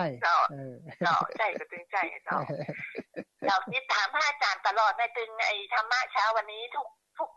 กเช้าเลยนะคะโอ้สาธุโอ้ฟังแล้วอาตมาชื่นใจม่วนเพราะว่าได้อยู่ในได้ติดตาม Facebook ของท่านเพราะว่าท่านมีอย่างท่านส่งใน Facebook มาเลยล่ะค่ะได้คุณโยมได้เนาะสาธุมีกระดังติดตาม Facebook ของท่านอยู่ว่าเป็นเพื่อนในเฟซนะคะโอ้สาธุสาธุเจริญพรสาธุมีซุ้มนะท่านเนอสาธุเจ้าติดตามตลอดนะเจ้าสาธุนะพี่น้องเวียงเจียงใหม่นะโทรเข้ามาบอกว่าฟังแล้วม่วนอกม่วนใจแล้วก็ติดใจข้อธรรมะ20ข้อนี้ถึง2ช่วงนะฮะข้อสุดท้ายตัวนะที่บอกว่าคนเฮาเนี่ยมาอย่างใดไปอย่างนั้นมันจึงเป็นอย่างนั้นแท้นะแล้วก็ได้ติดตาม Facebook โดยกดไลค์ตลอดนะที่ได้โพสต์ธรรมะทุกเช้าเพราะปกติเนี่ยทุกเช้าก็จะไลค์ธรรมะญาติโยมทั้งหลายที่บ่สบายใจบ่มีตังออกบ่ม่วนอกม่วนใจเรามาพอแล้วก็ได้ข้อคิดเฮ้ยได้กำกึดได้กำลังใจแล้วก็แม่แรงมาก็จะเอางานที่ทำเนี่ยมาให้อนุโมทนาว่าพระเนี่ยบ่ได้อยู่บ่ได้นะญาการกันเด้อไม่ใช่ว่าเช้าเอนเพนนอนบ่ายพักผ่อนค่ำจำวัดดึกสงัดแอบซัดมาม่านี่มันบ่ใช่อย่างนั้นนะญาการน่ะเอามาให้พ่อเป็นอย่างเอามาให้อนุโมทนาเนี่ยโยมเพิ่นก็ติดตามนะ Facebook กดไลค์นะร่วมอนุโมทนาบุญตัวพี่น้องเชียงใหม่เนาะในเมืองนะต้องอนุโมทนาพอดีมีสายเข้ามาแถมสายนึงเดี๋ยวรับสายนี้ก่อนเปิ้นจะว่าจะได้พ้องเจริญพรครับเจริญพรครับสาธุโยมป้อแนะนำตัวน้อยพ่ออยู่อยู่เมืองน่านสาธุโยมป้อเมืองน่านอยู่อำเภอหยังโยมป้ออยู่อำเภอเวียงสาแล้วก็บ้านลำเมืองพวนสาธุวันก่อนไปที่สุญญตวิโมกข์ที่อำเภอเวียงสาไปแวะหาอาจารย์พระครูวิสุทธิยานวันก่อนนะฟังสัญญาณชัดเจนดีเนาะป้อเนาะชัดเจนดีฟังตลอดลูกมาติดตามกับลูกละสาธุม่วนดีตอนนี้อายุต่อใดแล้วโยมป้อ84ย่างเข้า85เนี่ยโตแข็งแรงแต๊ะๆนะยังเสียงแจ๋วอยู่นะขอให้โยมป้ออายุมั่นขวัญยืนเนอะอยู่เป็นล่มโพล่มไทรให้ลูกให้หลานเนอะป้อเนอะ สาธุอนุโมทนาบุญกับโยมป้อเนอสาธุนะโยมป้อเมืองน่าน84แล้วนะฟังเสียงยังชัดเจนอยู่ที่เมืองน่านอยู่อำเภอเวียงสานะฮะบอกว่าฟังอยู่ถึงวันตี 3ก็ลุกขึ้นมาเปิดวิทยุฟังนะเนี่ยยังไปก็ฟังไปตัวนะม่วนอกม่วนใจแต่กับโยมป้อพอดีมีสายเข้ามาทำสายหนึ่งเดี๋ยวครับสายนี้ก่อนเปิ้นจะว่าจะได้พ่อเจริญพรไปครับอาจารย์สาธุป่อบุญตันเจดีย์3 ยอดอำเภอสาธุชื่นใจโยมป่อฝนลมมีก่อนละปูนโยมป่อมันมีอีกอย่างนะนักปิ้งเย็นแชบเลยเนาะมีลมก็บ่มีเดี๋ยวใกล้ละเดี๋ยวมันก็จะไปแล้วพ้นละนะเอาก็ฝนบ่ได้ก็พอบ่ต้องเอาลมเนาะป่อเนาะฟังตลอดนะท่านเด้อสาธุชื่นใจโยมป่อชื่นใจสาธุสาธุท่านเด้อได้กำลังใจจัดหนักอนุโมทนาสาธุป่อบุญตันเจดีย์3 ยอดป่าซางละปูนติดตามมาฟังเป็นประจำต้องอนุโมทนาบุญตัวเรียนเชิญเจริญพรนะท่านผู้ฟังเด้อที่เบอร์064-125-4122เบอร์064-125-4122พอดีมีสายเข้ามาสายหนึ่งเดี๋ยวครับสายนี้ก่อนเปิ้นจะว่าจะได้พ้องเจริญพรเจ้าสาธุมาแล้ววันนี้เป็นได้พ้องโยมแม่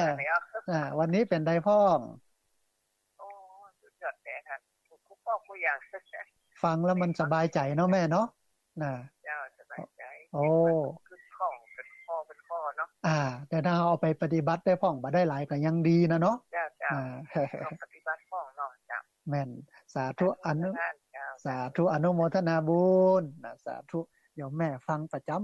ำโทรเข้ามาร่วมเอ่ยกันโทรเข้ามาร่วมแสดงความคิดความเห็นกันนะฮะเหลือเวลาแห่งประมาณสัก10 นาทีได้ที่เบอร์064-125-4122พอดีมีสายเข้ามาสายหนึ่งเดี๋ยวรับสายนี้ก่อนเปิ้นจะว่าจะได้พ้องเจริญพรกราบไหว้เจ้าสาธุอันโยมแม่แนะนำตัวน้อยโยมแม่บัวคำนะจ๊ะสาธุแม่บัวคำฟังจัดเมินจัดนานแล้วนะแม่บัวคำสาธุ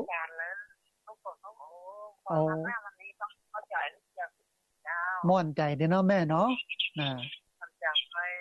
ได้ธรรมะฟังธรรมะเหมือนไปวัดไปวาอยู่กับบ้านกับโยมแม่นละเอาวัดมาไว้ที่บ้านเอาธรรมะไว้ในใจเนาะแม่เนาะสาธุเจริญพรกำลังใจได้กำลังใจจัดหนักเลยโยมแม่อนุโมทนาบุญเนอสาธุอันพี่น้องละปูนโทรเข้ามาให้กำลังอกให้กำลังใจกันนะฮะเรียนเชิญเจริญพรท่านผู้ฟังที่เบอร์064-125-4122เบอร์064-125-4122พอดีมีสายเข้ามาสายหนึ่งเดี๋ยวครับสายนี้ก่อนเปิ้นจะว่าจะได้พ้องเจริญพรเจริญพรคุณโยมแนะนำตัวน้อยหนองผ้าขาวเจ้าสาธุพี่น้องหนองผ้าขาวสาธุสัญญาณชัดเจนดีเนาะชัดเจนดีเจ้าอนุโมทนาบุญนะเจ้าแต่ไม่ได้โทรวันนี้โทรมาแล้วโทรมาอู้กันสักหน่อยกะโทรมันนานทีเจ้าเพิ่นโทรกันหลายนานทีต้องพยายามหน่อยเดี๋ยววันนี้อันนี้ก็ย่างวันละกามแล้วก็โทรทำไมความพยายามได้ผลแล้วเลยได้อู้กันเนาะสาธุอนุโมทนาบุญเนอให้กำลังใจนะเจ้าข้าพเจ้าสาธุเจริญพรสาธุพี่น้องหนองผ้าขาวโทรเข้ามาให้กำลังใจบอกว่าโทรติดยากขนาดพระอาจารย์ก็พยายามโยมโทรบัดติดกับโทรแฮมโทรแล้วโทรแฮมอยู่ที่ความพยายามก็เป็นการฝึกความเพียร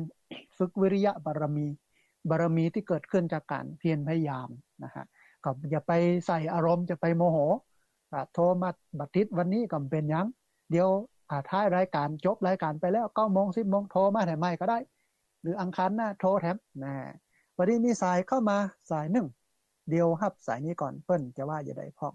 เจริญพรไหว้สาเจ้าร้านพระอาจารย์อ๋อสาธุมาแล้วแม่จันเรือนใสนี่ก็บ่ได้อู้กันละกันจังสี่50ครั้งแล้วเนี่ยเพิ่นโทรกันนัดโทรกันหลายสุมาอาภัยกับโยมแม่เทรนเนอร์นะเป็นมาตัวเปล่าก็ไปตัวเปล่าได้กับบุญกับบาปเอานะแม่นละติดตัวไปเนี่ยนะที่จริงบ่ใช่ว่ามาตัวเปล่าไปตัวเปล่านะที่จริงกำนะปลามาแล้วกำปลาไปนะแม่นะเนาะแต่ว่ามันไม่มีอะไรติดตัวอิ่มได้ความดีนะมันความดีมันจะตัวไปกรรมดีนะกันแม่นทำกรรมดีก็ได้ดีทำกรรมบ่ดีก็ได้บ่ดีนะต้องอนุโมทนาบุญกับโยมแม่เนอะนะสั่งเท่าใดก็อย่างก็โยมแม่สั่งวันงานเท่าใดก้าสังฆทานนี่500แล้วก็ก้าพระสงฆ์ที่มาเจริญพระพุทธมนต์นะ 2,000 นี่นะแล้วก็ก้าไม้200แต่โยมแม่หอมมาวันนั้นละนะก้าต้นไม้นี่นะก้าสังฆทานนี่ก็เดี๋ยวแม่จะอู้แต่3คนกันเนาะได้โยมแม่ได้ไปหารกันนะหารกันเอาสักสังนึงเอาได้เรื่องจะได้แม่จะโทรไปบอกเนาะได้เลยโยมแม่ได้เลยสาธุนะโยมแม่เนอะจ้าแต่ไปต้องไปให้ได้ละมาปลูกเก้าไม้สร้างความร่มเย็นให้ชีวิตกะมาด้วยกันโยมแม่มาด้วยกันเนาะสาธุเจริญพรแม่จันเรือนใสเวียงตาการสันปะตองเชียงใหม่โทรเข้ามาตอนนี้ครับเป็นกำลังไปอู้กันอยู่3คนเปิ้นนะ3พี่น้อง3สหายธรรมนะว่าจะเอากี่สังเนี่ยนะก็มีอยู่10สังนะฮะสังละ500แล้วก็พระสงฆ์นั้นรูปละ 2,000 นะเพิ่นก็จะฮับเท่าใดอย่างไรก็ต้องอนุโมทนาบุญกับแม่จันเรือนใสเนอะพอดีมีสายก็มาถึงสายนึงเดี๋ยวฮับสายนี้ก่อนเปิ้นจะว่าจะได้พ้องเจริญพรสาธุท่านพระพุทธเจ้าสาธุโยมแม่โทรมาจากตังใดบ้านสีดอนชัยอยู่อำเภอหยังโยมแม่อยู่ลำปางค่ะแม่เจ้าสาธุสัญญาณชัดเจนนี่เนาะแม่เนาะเจ้ากันฟังได้ประมาณสัก2เดือนเจ้าจะโทรมากับบ่ถูกเนาะเพิ่นโทรกันหลายโยมแม่โทรกันนักกันหลายแต่ตอนนี้ได้อู้กันละอย่าไปเริ่มติดตามรับฟังกันตลอดนะแม่เนาะจ้าสาธุชื่นใจโยมแม่หยังก็ชื่อหยังก็แม่แสงแก้วเจ้าแม่แสงแก้วเนาะดอนชัยเนาะเจ้าวัดห้วยขี้หมูวัดใกล้วัดห้วยขี้หมูหั่นเนาะเจ้าสาธุชื่นใจโยมแม่อนุโมทนาบุญเนาะสาธุนะครั้งแล้วก็มีความหวั่นอกหวั่นใจสุขใจเนาะสาธุฟังกันต่อไปเนาะแม่เนาะสาธุเจริญพรโยมแม่อันจากลำปางใกล้ๆวัดดอนขี้หมูแล้วโทรเข้ามาบอกว่าฟังแล้วก็ม่วนอกม่วนใจที่จริงพี่น้องลำปางก็ฟังกันนักกันหลายนะในวันที่17สิงหาคมนะพี่น้องเนาะที่อยู่ใกล้เคียงก็เอาโฮงตาลมาร่วมออกกันตัวก็ได้นะแล้วมาร่วมทำบุญกันนะฮะพอดีมีสายก็มาแถมสายนึงเดี๋ยวรับสายนี้ก่อนเปิ้นจะว่าจะได้พ้องเจริญพรจ้าแม่อุ้ยอินเสมิงแล้วเจ้าสาธุมาแล้วแม่อุ้ยอินเสมิงเชียงใหม่นะฟังแต่ว่าตี3นะเจ้าสาธุชื่นใจอนุโมทนาบุญโยมแม่เพิ่นโทรกันหลายโยมแม่เพิ่นโทรกันหลายนะแต่ตอนนี้ติดแล้วนะแม่อุ้ยนี่อิจฉาเพิ่นอย่างเด้อที่เพิ่นมีเงินแล้วก็บ่กินวัดตานี่นะแม่อุ้ยนี่มีหมอกพออยู่พอกินพอตาเนี่ยสบายใจนะเอาหมอกเฮาเนี่ยเอาหมอกหายหมดดีนะเนาะมีเงินน่ะมีเงินแล้วบัดกินบัดตานี่นะมันก็จะเสี่ยงให้กาจัดนี้ล่ะกะจัดหน้าก็อยู่บ่มีกาไปก็เพิ่นเอาใส่จ้าได้เอาไปนะท่านเนาะแม่นล่ะเอาไว้กินไว้ตามอัตภาพเนาะโยมแม่เนาะมีแต่กระตาถ้าอ่านกินถ้าอ่านเนาะแม่นละโยมแม่แม่นละเป็นกำลังใจท่านนะเจ้าได้บุญจัดหนักอนุโมทนาบุญโยมแม่เนาะสาธุเจ้าสาธุแม่อุ้ยอินอยู่ที่อำเภอสำเมิงจังหวัดเชียงใหม่นะฮะได้แหมสักสาย2สายท่านผู้ฟังมีประมาณสัก 7-8 สายที่โทรเข้ามาแล้วบ่ได้รับสายเรียนเชิญเจริญพรโทรเข้ามาที่เบอร์064 125 4122เบอร์064 1254122พอดีมีสายเข้ามาสายหนึ่งเดี๋ยวรับสายนี้ก่อนเปิ้นจะว่าจะได้พ้องเจริญพรพระสาเจ้าโอ้สาธุเจริญพรพี่น้องแม่บัวด้วยฟ้าตลอดเจ้าโอ้สาธุชื่นใจโยมแม่สัญญาณชัดเจนดีเนาะชัดเจนดีเจ้าโทรตั้งแต่เจ้าแล้วก็ตามเพื่อเจ้าเพิ่นโทรกันมากันนักกันหลายแต่ตอนนี้ติดแล้วโยมแม่ตอนนี้ติดแล้วพระเจ้าสบายดีไหมสบายดีโยมแม่สบายดีสบายดีเนาะแข็งแรงดีใครมาในหมู่แล้วคะประมาณวันที่8นี่หมอนัดแถมกรรม1โยมแม่จะไปเช็คกับหมอแถมกรรมวันที่8สิงหาคมเนี่ย8สิงหาหมอนัดเนาะสาเจ้าสาธุสาธุเจริญพรต้องอนุโมทนาบุญกับโยมแม่ตยนะฮะได้แหมสาย1ท่านผู้ฟังที่เบอร์0641254122ขอเป็นสายสุดท้ายเพราะว่าเดียวแหมสักกำนึงก็จะลารายการแล้วนะฮะวันนี้มีสายเข้ามาสาย1ขอสายนี้เป็นสายสุดท้ายก็แล้วกันเจริญพรกราบนมัสการครับสาธุอาสาป้องกันและบรรเทาสาธารณภัยพี่น้องดอยลอเนาะครับผมสาธุวันนี้มีข่าวอะไรอย่างจะประชาสัมพันธ์พ้องช่วงนี้ระวังลมนะครับระวังลมแล้วก็ระวังไฟตัวนะครับมี2อย่างลมแรงกับไฟไหม้ตัวนี้เนาะครับผมต้องระมัดระวังผอกอยกันอนุโมทนาบุญเด้อครับผมสาธุสาธุกำลังใจสุดๆเด้อได้กำลังใจจัดนักเลยโยมอนุโมทนาสาธุครับผมขอบคุณครับผมสาธุสายสุดท้ายจากอาสาป้องกันและบรรเทาสาธารณภัยที่อำเภอดอยหล่อเพิ่นบอกว่าลมแรงเด้อต้องระมัดระวังกันแล้วก็ไฟไหม้ด้วยนะต้องผอกอยกันช่วงนี้เป็นช่วงที่เปิ้นงดเผากันอยู่เนอะบ่ฮื้อเผานะฮะเพราะฉะนั้นท่านผู้ฟังต้องระมัดระวังกันตัวเอาละท่านผู้ฟังเลือบแลพอเวลาของรายการธรรมาภิวัตน์อันเป็นรายการวิทยุ เพื่อการเผยแผ่พระพุทธศาสนาส่งเสริมการศึกษาและพัฒนาสังคมซึ่งรับผิดชอบโดยอาตมาภาพพระสาธิตธีระปัญโยผู้อำนวยการสถาบันธรรมาภิวัตน์สถาบันเพื่อเผยแผ่พระพุทธศาสนาส่งเสริมการศึกษาและพัฒนาสังคมออกอากาศผ่านทางสถานีวิทยุในเครือข่ายสถานีวิทยุคลื่นสีขาวเพื่อชาวประชาหลายคลื่นหลายสถานีหลายจังหวัดออกอากาศผ่านทาง Facebook Live ซึ่งเป็นไลฟ์สดของทางวัดไฟหินและของท่านอาจารย์พระครูอภิวัฒนวิกรมบันทึกเทป